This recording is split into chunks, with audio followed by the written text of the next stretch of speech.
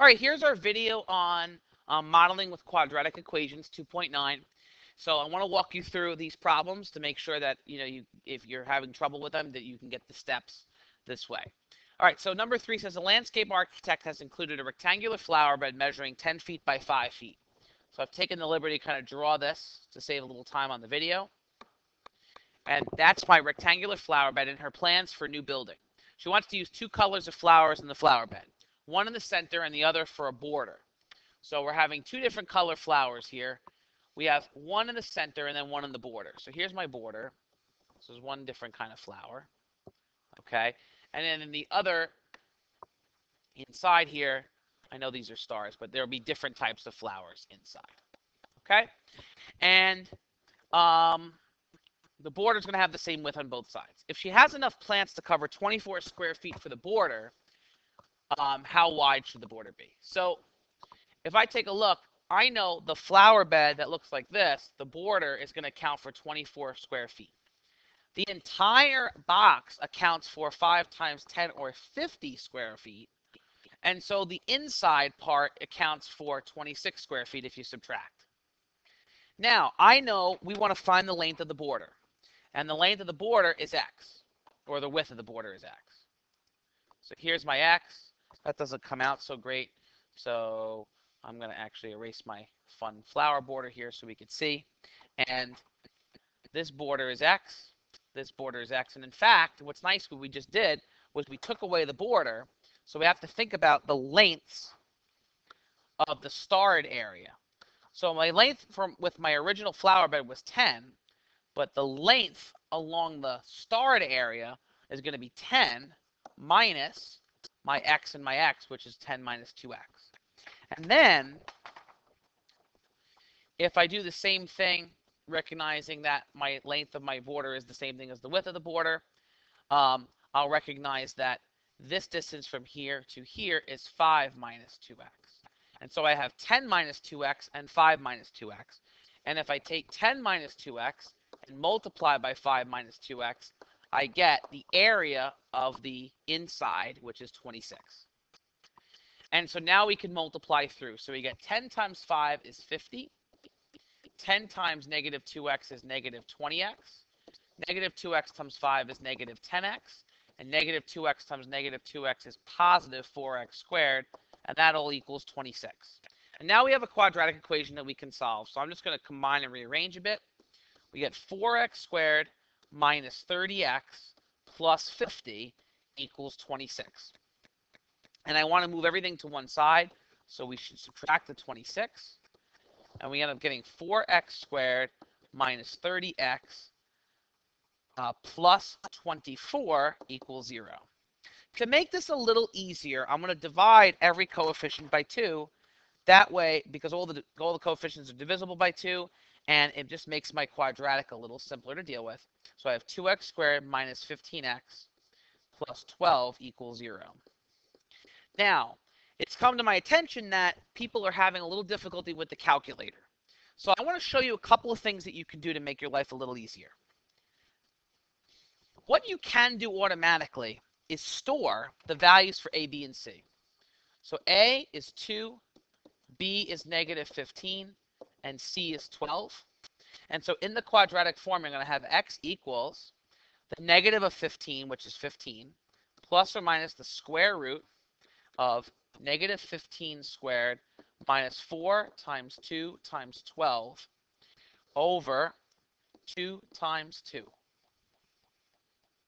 Now, I'm going to show you how to do this kind of with the calculator, and then I'm going to show you a couple of little things you can do in the calculator to make this a little easier. So 15 plus or minus, negative 15 squared is 225, minus 4 times 2 is 8, 8 times 12 is 96, all over 4. And so now I get x is 15 plus or minus the square root of 129 over 4. All right.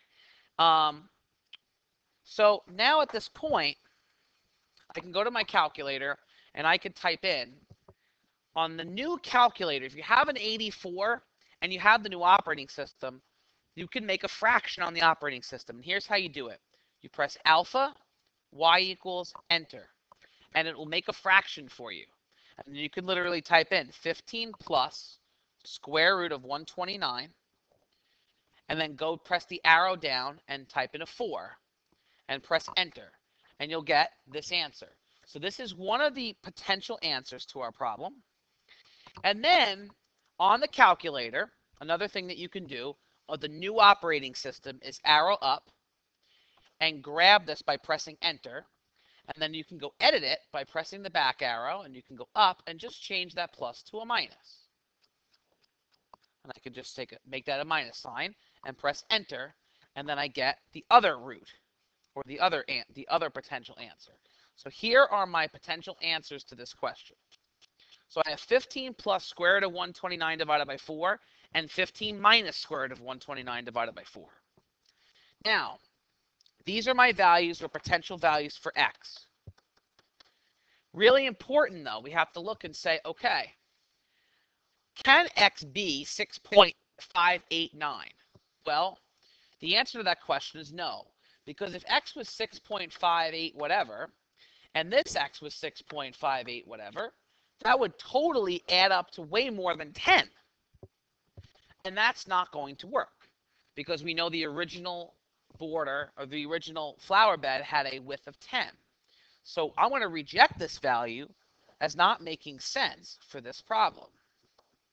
I am going to keep this value because 0.91 will be just fine. And if I'm rounding to say that I'm rounding to the nearest tenth or nearest hundredth, this would be, my border would be 0.91 inches, which is correct.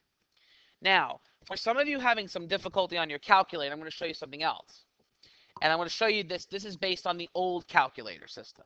Okay? What you can do is automatically store A, B, and C. So I can take my A value, my B value, and my C value and store them right in my calculator. And here's how you can do it. I could take 2, and I could store it as A. So here's how I did that. I press 2, I press the store key, which is right above the on key, and then I press the green key, the alpha key, and I have A. Now, every time I type it in A, it's going to give me a 2. Same thing with B. I can type in -15, press store, and I'll press alpha apps, which gives me B. And now every time I press B, it's stored as -15. And the same thing with C. So I can press 12, store as C. Now it's stored. And what I can do is now type in my quadratic formula. I can type in x equals, I could do -b, this time I'll do plus first, square root of b squared. Now, if you're on the old operating system, it's going to open up a parentheses. You just got to remember to close the parentheses. You're going to have b squared minus 4ac, enter, and I'll divide that by parentheses 2a. You need parentheses on this. This is important because otherwise the calculator is going to divide by 2 and multiply by a. It's going to go by order of operations. And there's my 6.589 from before. Then I can go back up, and I can grab this. On the old operating system, what you have to do is press second enter. Press second enter, and you can grab your old entry that way on the old calculators. On the new calculators, you can scroll right up. And then I can go -b minus b squared minus 4ac. Press enter, and divide by parentheses 2a. And I will get my answer of 0.91. I should have closed off the parentheses. So that's another just little calculator trick to help you in the instance that the numbers become very difficult. Okay, onward to number 4.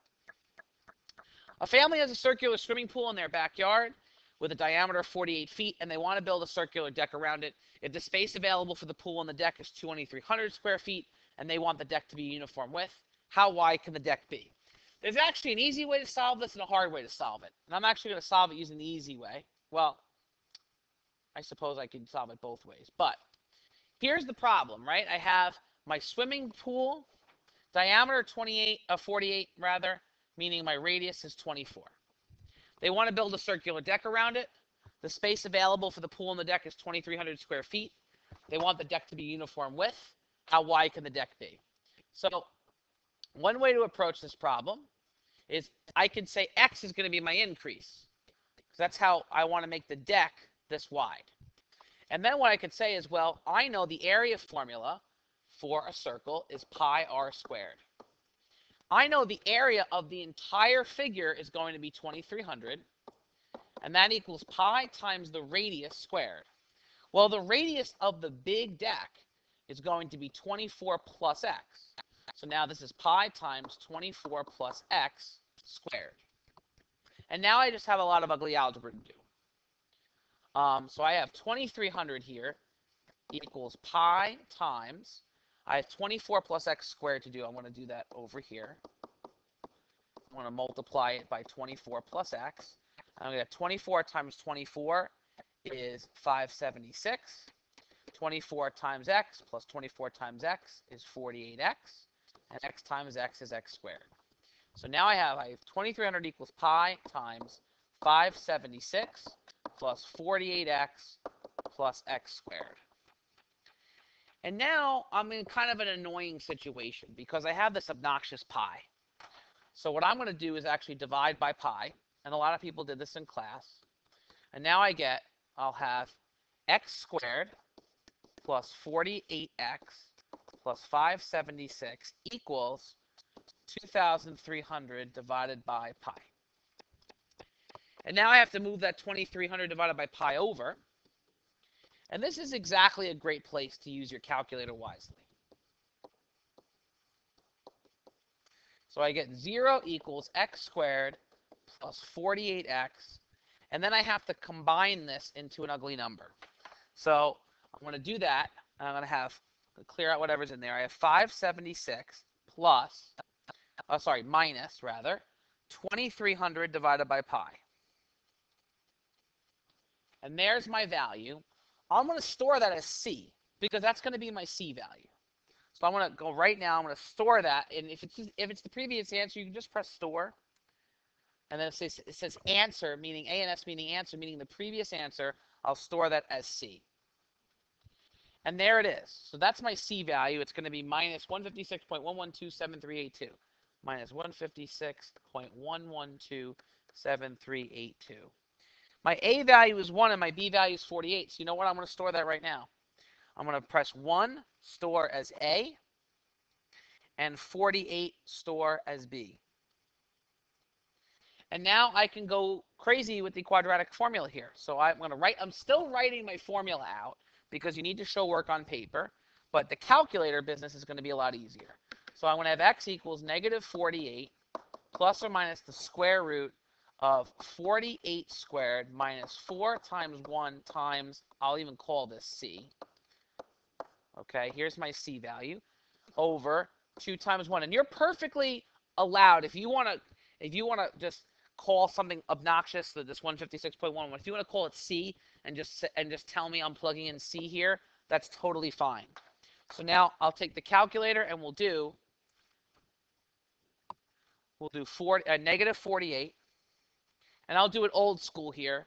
So actually I'll do negative b plus square root of b squared minus 4ac divided by parentheses 2a. And I get 3.057 something, something, something. I get x equals 3.0575, etc. I'm not so concerned about the rounding here. And now I'll go back. I'll grab this again. I'll press enter. I'll make this subtract here. Right? And enter. And divide by parentheses 2a. Oops, no plus sign. Enter. And I get negative 51 point something. The negative 51 is silly because I'm looking for a boundary or a width of x here. Negative doesn't make any sense, so that's gone automatically. And here's my real answer. I'll round this to the nearest hundredth. On the quiz, I will tell you where to round to. This would be 3.06 inches. All right, next one. You're designing the ventilation hood for a restaurant stove. The hood is to be made by cutting squares from the corners of a piece of sheet metal, then folding the corners and welding them together. The piece of sheet metal is 5 feet wide. The length of the finished hood should be 9 feet, and its volume must be 22 feet cubed. The height of the hood should not exceed 1 foot. What will the height of the completed be the height of the completed ventilation hood? So again, we did this in class, where basically you have a rectangular piece of whatever you have. If you're in this case, it's I guess some sort of sheet metal, and we're going to cut off squares on each corner, and that's going to allow us to cut. If you cut those away and fold up, you're going to get a box, and we did that in class. So now, well, what do we know? We know the piece of sheet metal was 5 feet wide. So let me actually, this is fine. So my smartboard froze. Let's try to get that working again.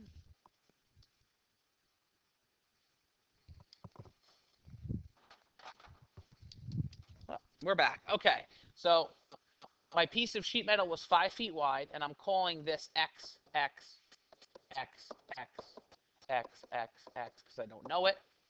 And that means when I fold up, this is the piece that I'm folding up, this is going to be 5 minus 2x. Okay, and then the length of the finished hood should be 9 feet. So after the hood gets folded up, I should have a length of 9 feet. And that would be here and here. Now, I'm not subtracting 2x because it's the length of the finished hood should be 9 feet.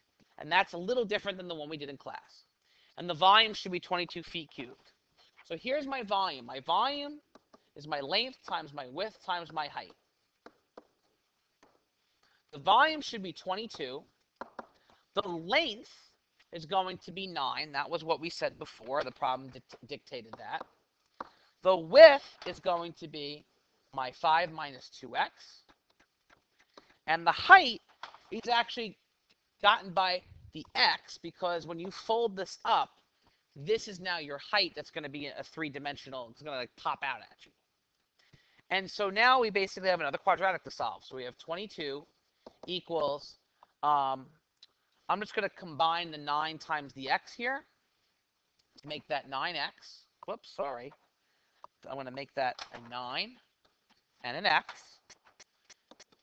And I'm going to distribute that. So I get 9x times 5, which is 45x, and 9x times negative 2x, which is negative 18x squared. And now I have another quadratic to solve. And I'll move over the 22. I'll move everything else over to the 22 side.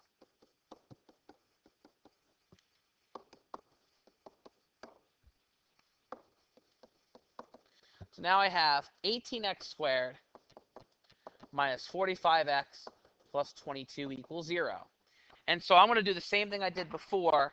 I'm going to allow A, B, and C to appear. I'm just going to store them in the calculator. So here's my, oh boy, okay, hold on 1 second. I should have just keep writing on the right-hand side. I don't have to move the calculator, left-hand side, I don't have to move the calculator. So I'm going to clear out whatever's in there. I'm going to take 18, store it as A. I'll take negative 45, store as B. Whoops. Store as B. And I will take 22 and store it as C. And now I will get where we're going here. So I have, again, I do want to write out the quadratic formula. So x equals 45 plus or minus the square root of negative 45 squared minus 4 times 18 times 22 over 2 times 18. And now I'm back to here, so I can write. In fact, what I'll do is I'm actually going to cheat a little bit. I don't want to say cheat. It has a bad meaning to it. I'm going to go back up and grab my quadratic formulas from before. We did it long before. Okay, and where are they? They're up here in my calculator. Here's, oh, you know what? I never actually did it. I thought I did. I thought we typed them in. So here I'm actually going to type it. I'm going to do new school on this. New school on the calculator here. That way I can retrieve them, and it'll take us a little less time to do this video. Okay, so I'm going to go alpha y equals enter. Uh-oh. Calculator is giving me, we're having technology difficulties here. Okay, hold on. We're still, Having some technological difficulties. Hold, please. Okay, I think we're back. Yep, okay. So the calculator works again, and we have negative b plus square root of b squared minus 4ac all over 2a, and I get 11 over 6. And then I want to do the same thing, except I'll have a minus sign here, and I'll get 2/3. So I get two answers here. I get x is 2/3. I get x is 2/3 out of this, and I get 11 over 6. Now, which one is correct? Well, they told me the height of the hood should not exceed 1 foot. So I'm going to reject my 11 over 6. I'm going to keep my 2/3. 2/3 feet is the correct answer. All right, two more. Number 6, the manager of an auto body shop wants to expand his business and enlarge the work area of his garage.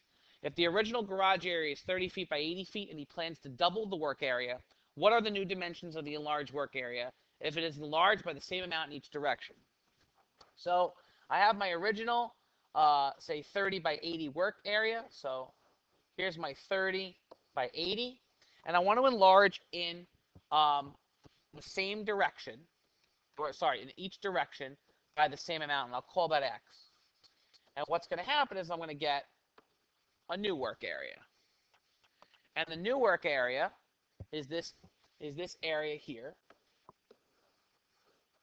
It's this area here. And essentially, now I have an equation to create. So I know my new height here is 30 plus x, and my new length here is 80 plus x. And I want to double the work area. So my original work area was 80 times 30, which is 2,400. My new work area, therefore, should be 4,800. So now I have 30 plus x times 80 plus x equals 4,800. Some of you might be wondering why we don't need to have a 2x here. It's because I can enlarge this just going in one direction. I don't need to enlarge, and I'm not creating a border. I'm just creating kind of a new rectangle here. All right, so we have 30 plus x times 80 plus x equals 4,800, and now we can distribute. So 30 times 80 is 2,400, plus 30 times x is 30x, plus 80 times x is 80x, plus x times x, which is x squared, and that's 4,800. And now we get, if we clean this up, I get x squared plus 110x plus 2,400 equals 4,800. And I'll subtract 4,800 on both sides. And then again, I'll get x squared plus 110x minus 2,400 equals 0. And again, I will have my quadratic formula. So I'll get x is negative 110 plus or minus negative 110 squared, square root of negative 110, positive 110 squared minus 4 times 1 times negative 2,400 over 2 times 1. And again, I can go back to my calculator. What's so nice about this is if I really want to, I can just go store new values for A, B, and C. So I'll store one for A. Whoops. I'll store one for A. I will store 110 for B. And I will store negative 2,400 for C. And then I will go back through here and grab my quadratic formulas that I did before. So I have my plus version. I'll press enter. Boop. There's one answer. And then I will just kind of go grab this one, and I'll change the plus to a minus in between the b and the radical.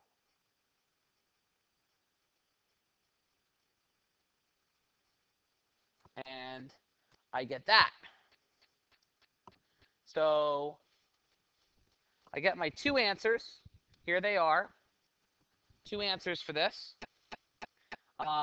Clearly, I hope that you see that the negative 128 is completely unreasonable. The 18.65 is wonderful. But now I have to answer the question. And the question says, what are the new dimensions? Dimensions are length and width in this case. So I want the new length and the new width. So what I need to do is add 30 and 80 to both to 18.65. So my new dimensions are 30 plus 18.65 and 80 plus 18.65. Notice I'm not going to crush you on the rounding here. It's not a big deal. We're not taking a Regents exam where we need to focus on this sort of rounding stuff.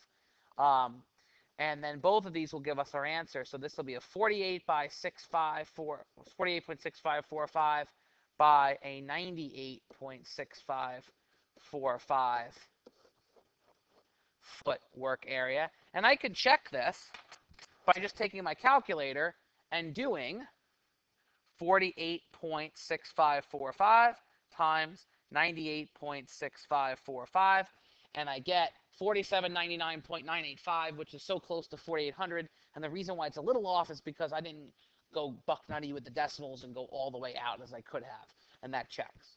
All right, one more, and then we're done. So a homeowner wants to double the area of his 15-foot by 25-foot brick patio by adding a different color brick border on 3 sides.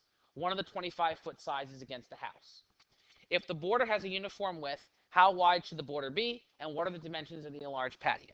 So again, just another kind of, version. Here's my version of the same types of problems. Here's my house. I'll just call this the house. Okay. There's my house, and here's my patio, and then I want to come in and put my brick border around it. Okay, and I know I have a 15. I guess I should have drawn this the other way. So let me just redraw this so it's accurate, at least sort of accurate. Here's my 15-foot side. The 25-foot side is against the house here, or that's one of the sides here. And here's my border. Didn't do a great job there either, to be honest. Okay, there's my border, say. And now this time, a little different. The 25 is going to increase by both x's, but the 15 is only going to increase by one of the x's. So when we do my equation here, it's going to be a little different. Now 15 times 25 is 375, and I want to double that. So my new green area is going to be 750. So now I'm going to have my area be 750, and I'm going to have, well, let's see. I have my 15, but I'm only going to bump it out in one direction. So I'm going to have 15 plus x times, I'm going to go vertically here. I'm going to have 25 plus 2x. And that equals 750.